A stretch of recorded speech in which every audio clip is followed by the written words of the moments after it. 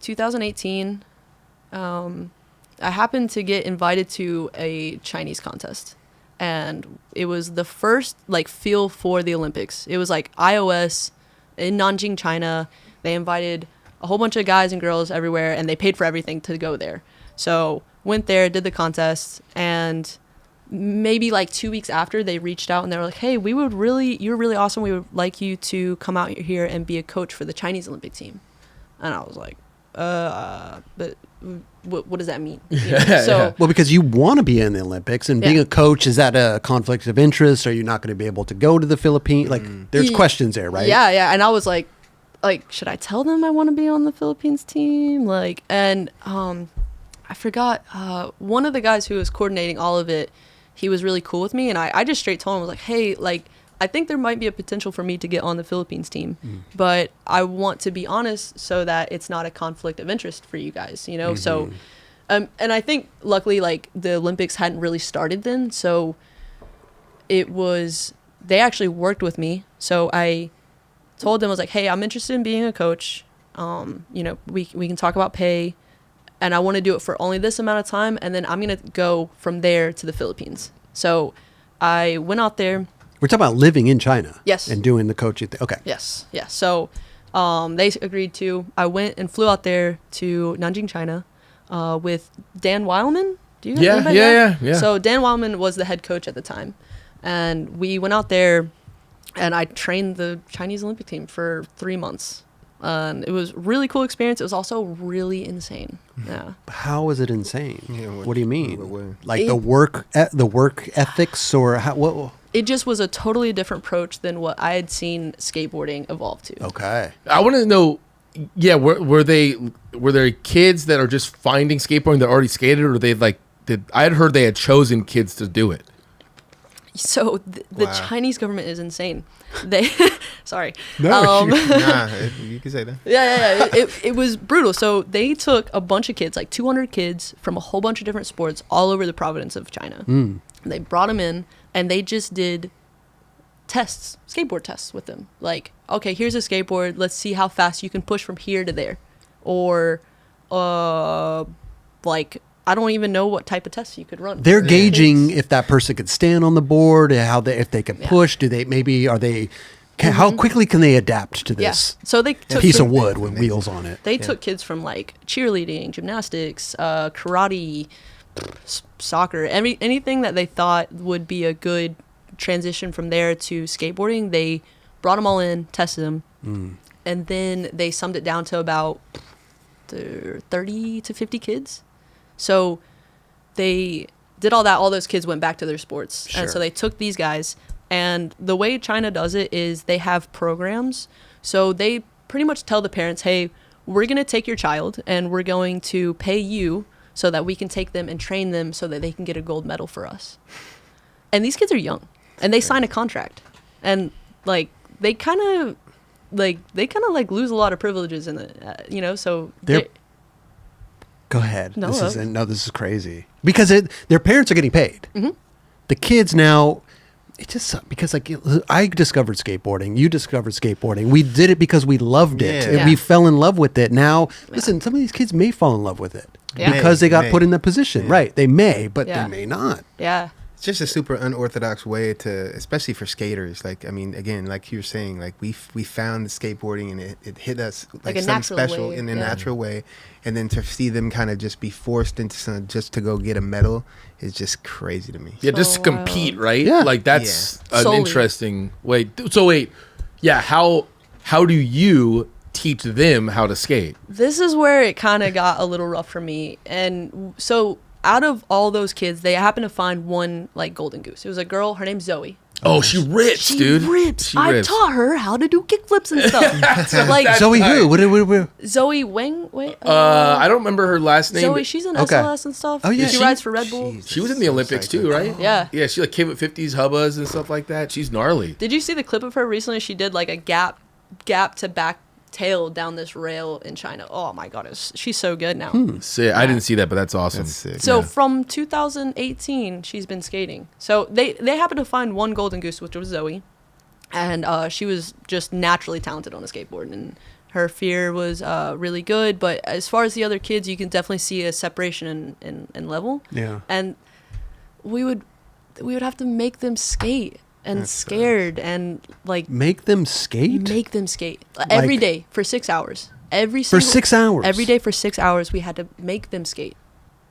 Like, and not just make them skate, but so, you know, like you're learning an ollie, right? Yeah. So some of the girls, I was like specifically there for the girls.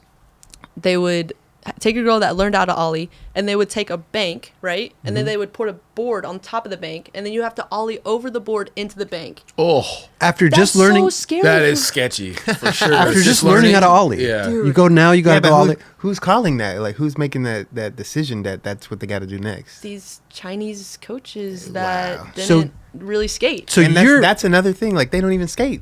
And Yeah. they're telling them, okay, you need to do this Yeah. in order to. Dan was the only one that skated, and he was like trying to like put together this program and stuff. Well, Dan, he's a very like he grew up skating the same Yeah. generation as you guys, maybe, Yeah, yeah, but yeah. for sure. And he's very like loves old school skateboarding. Was there like a fight back of like how to train or teach kids? But the thing that Dan, Yeah. is it Dan, Christiana, like they would train him in a different way. They didn't want that. They wanted rapid acceleration. No, Super. I know, Yeah. but like, did you have to fight back to tell him like, hey, this is a genuinely better way to start?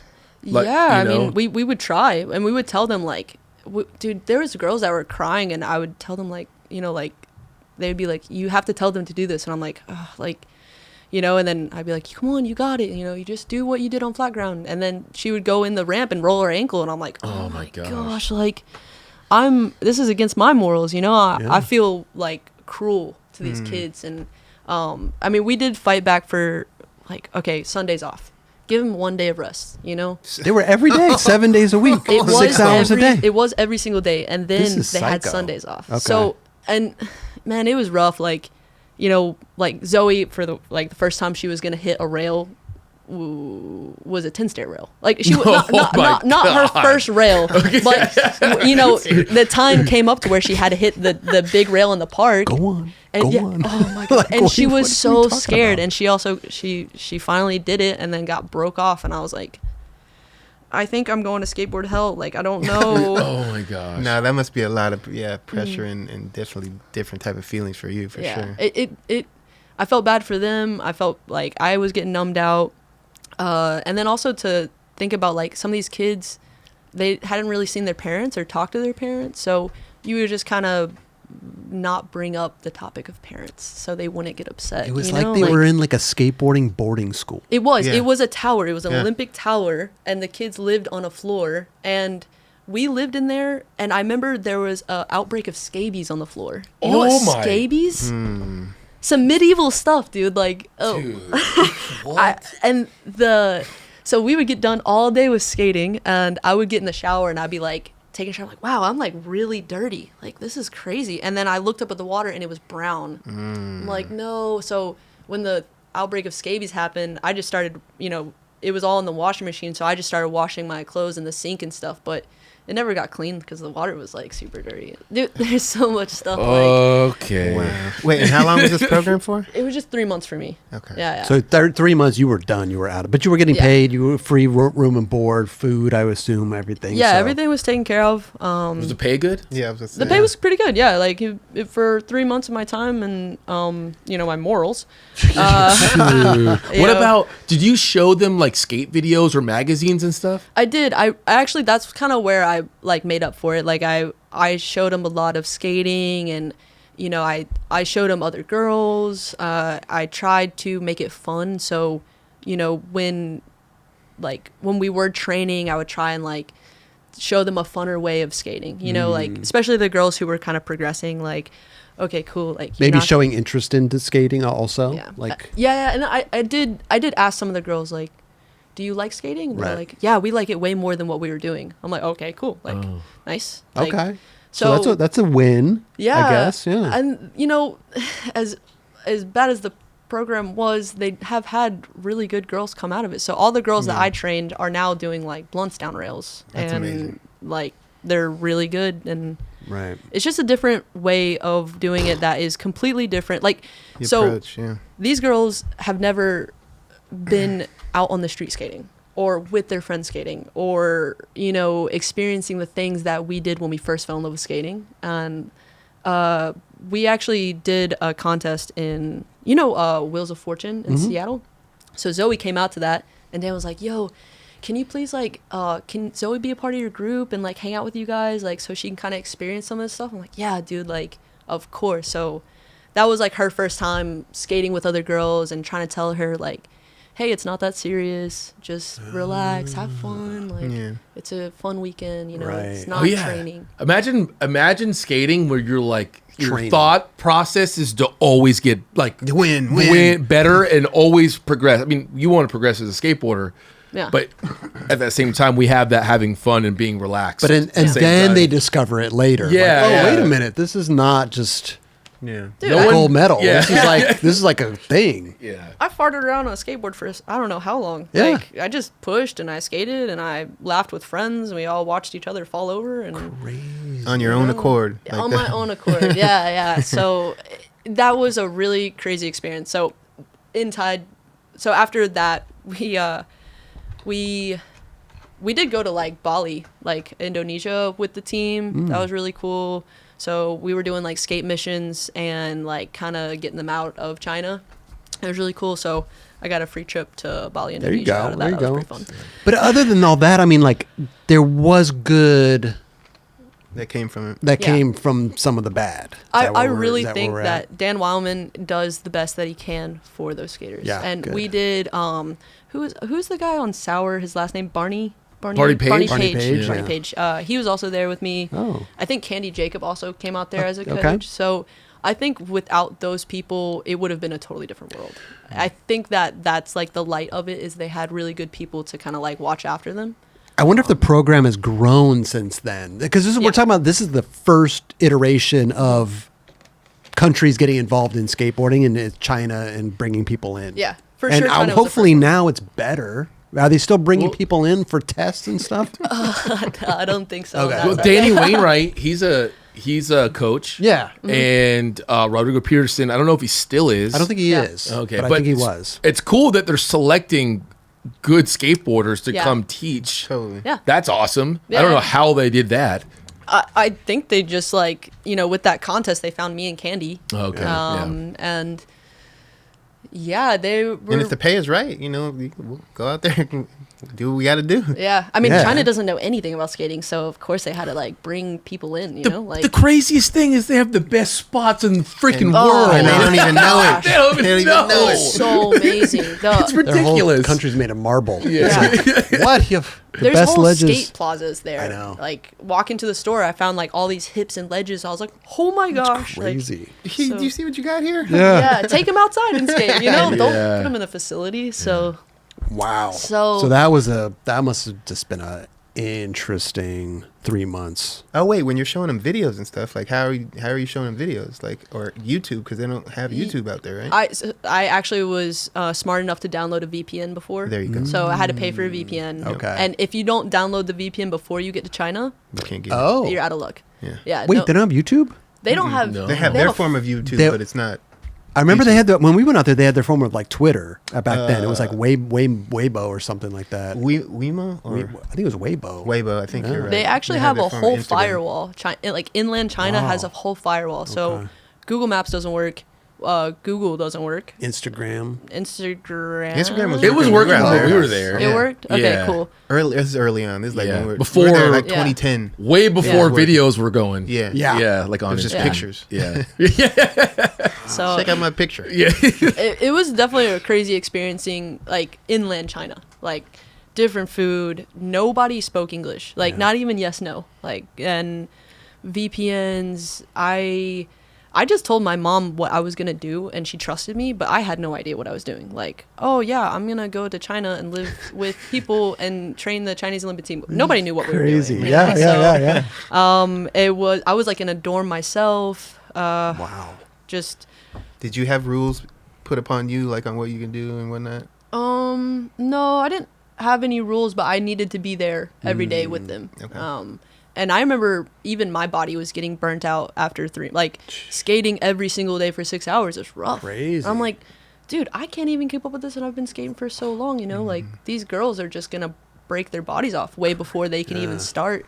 So or burn out. Yeah, you haven't even started, you're already burnt out. Burnout, yeah. I'm burned out just thinking about it. Yeah. Jeez. I could go wherever I wanted to after I was done working. It was just the struggle of like how to get there, like taxi, find the address and stuff. So me and Dan Wildman definitely went out for a couple nights in China. That was fun. That was Dude, that's fun. actually pretty fun to do because you can't really communicate with anyone and you're just like out. Yeah. It's pretty bad. We found a couple underground bars and I was twisted out there. It was so sick. It was so good. Oh man. The next morning you just hung over. Okay, girls, listen, we're gonna take it easy today. I don't feel that good. Okay, and go get me some water. Let's go practice your hours. Go. I sit on the thing, just watch. Wait, so that whole thing goes down, but then you're still going into the Philippines for the Olympics, right? Yeah. Okay. So Martin, what's his last name? Oh, from World Skate. World Skate. Okay. Yeah, he was the guy I talked to.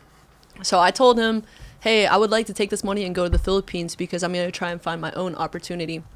So after that 3 months, I'm still in suitcases. I just went over to the Philippines because it was really cheap.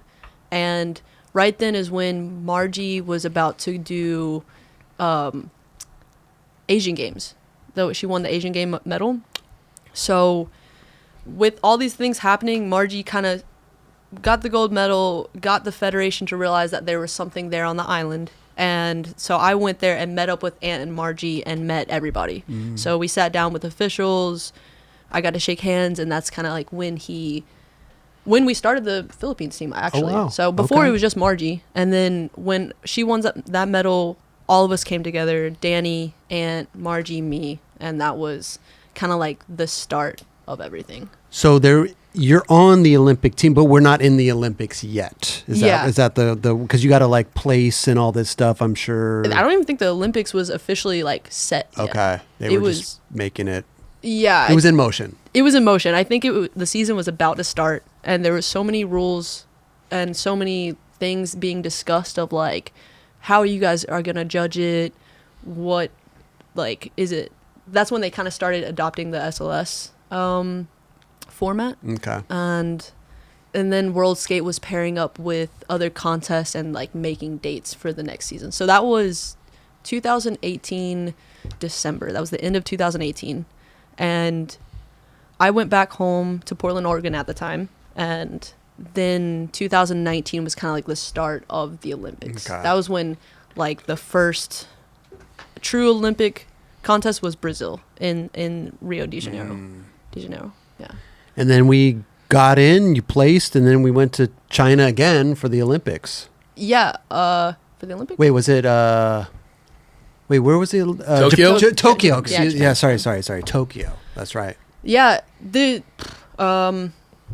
so Brazil was really good for me. We went out there all as a crew, stayed there for 3 weeks. It was amazing. Oh my gosh. I had so much acai, and I had so much juice, and I got so tan. It was so nice. Was that the STU contest? It wasn't the STU, but they did it back to back. Oh, okay. Yeah. Because I remember judging that one. I think I saw you. This was actually a stadium one. They did like indoor. It was the SLS. Oh one. No, I judged that one too. Yeah, that was the first time I met you. Actually. Yeah, exactly. Yeah. Okay, cool. Yeah, I remember Margie was like, "Oh yeah, that's Kelly Hart," and I was like, "You know Kelly Hart? Like, what the heck?" Like, no, Margie. I was like, "Damn, she's got a really good tray flip." Yeah. I tripped on that. Yeah, tray flips. Super sick. Nice. Yeah. That contest was really good. I made it to semifinals. Okay. Yeah, and I didn't really understand SLS like rules at the time. Like I did my full run and then did separate tricks out of the run. Like and then but at the time the girls were doing tricks, their best tricks that were also in their run. So I kind of like just like blew it, but it was a really cool experience. And from then on, it was just like, I didn't really know what I was getting myself into as far as the Olympic stuff. Like, I was kind of just like a kid who was just trying to make it into skating and like doing contests. I was doing a couple like AM stuff. And then all of a sudden, I was like on the Olympic tour. Like, we were traveling, we were like training, But then also nobody knew what they were doing. You're like, oh, we're in the Olympics. Like, what's happening? Well, I don't know. What is this going to be like? Yeah. Nobody knew. Yeah. So, that's kind of like when a lot of things just really like catapulted. I didn't know that like what we were getting into when I said like I want to do this, you know. So, and it's been a crazy experience so far. And we're doing it again, right? Yeah, you're gonna be. I'm actually on the fence right now. Oh, are you? That. Okay, Yeah. interesting. Burnout it's gonna be right in your or backyard. Yeah, I know, right? That's the crazy part. That's why I want to do it. But I mean, as you can see, like the girls skating is insane now. Yeah, that's true. Like it's a whole new level from when the first Olympics started. Right. Yeah. Like I think at the time Raisa was just barely coming out of the gate. You know, I don't even think she was found yet. You know, so it was like I remember Leo Baker was in the Olympic stuff. It was a whole different group of girls that were doing this together, and we were all kind of the same age group. And now it's a whole young generation that is just totally ripping. You know, I am not gonna put on knee pads and try and hit a rail because that's just not what I'm quite used to. So, I mean, if I'm like really techie and like the thing is, I would love to keep doing it for the Philippines because I want to pass the baton over. But this whole like I'm gonna go to the Olympics kind of mindset is like I don't really want to do that. Right. You know. Right. What about? Have you thought about being a coach for the Philippines? I thought about it too. They also have like problems with like federation and money and funding, and I think everybody in the Olympics right now is going through that. So dealing with federation, dealing with funding, and like as a skater, I could do whatever I wanted, but then as a coach, I kind of have to listen to people. So there's actually a girl on the Philippines team right now. Her name's Maisel. She skates vert. She's also rides for Powell. She's oh wow! Oh yeah, super good. Sounds familiar. She's 10.